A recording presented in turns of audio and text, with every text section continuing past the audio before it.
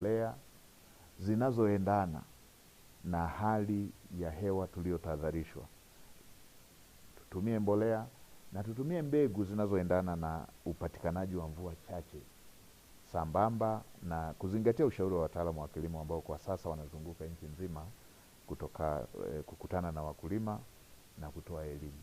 Pamoja na kuwa hakuna tishio la uhaba wa chakula, kwa sasa kama nchi tuna akiba ya ziada, tuna chakula cha kujitosheleza, tuna hifadhi ya chakula ya kutosha kama nchi. Lakini ni vyema wananchi waendelee kuzingatia matumizi sahihi ya chakula, ikiwemo kuweka akiba na kuepuka matumizi yasiyofaa, kwa sababu tumetahadharishwa kuhusu hali ya mvua kwamba hazitatosheleza. Kwa hiyo huenda ikaathiri mavuno. Kwa ni vizuri tukaanza kuhifadhi akiba ya chakula tulionayo. Na kwa upande wa wafugaji, wanashauriwa kuweka mipango mizuri ya matumizi na uhifadhi wa maji na chakula cha mifugo. Ni jambo ambalo mara zote tumekuwa tukielezewa, na ni vizuri sana tukalizingatia, hasa kwa wakati huu. Matumizi bora ya malisho, uhifadhi wa chakula pamoja na maji kwa ajili ya mifugo, ili yasijitokeze yale ambayo tumewahi kuyashuhudia ya upotevu mkubwa wa mifugo kutokana na uhaba wa chakula pamoja na maji.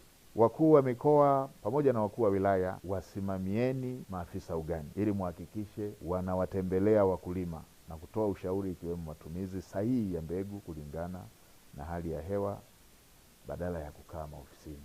Tumekuwa na shida hii ya kila mtu kuwa anakaa ofisini. Sasa ofisi za baadhi yetu inatakiwa iwe kule kazi yao majukumu yao yanakotaka wawe. Wawasimamie,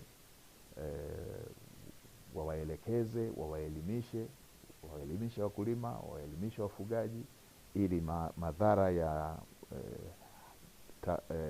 tahadhari hii tuliopewa yasiwe makubwa kwa wananchi wetu. Na kwa upande wa mamlaka ya bandari, mamlaka ya mapato TRA, TFC, wahakikishe kama kuna shehena zozote ambazo pengine ziko bandarini, pengine ziko kwenye meli, pengine zinakamilisha utaratibu wa kutolewa, zitolewe kwa udharura, zitolewe haraka, ili wakulima wetu waweze kuwahi msimu, pasiwepo na ucheleweshaji wa mbegu ama mbolea ama viuatilifu katika wakati huu ambapo wakulima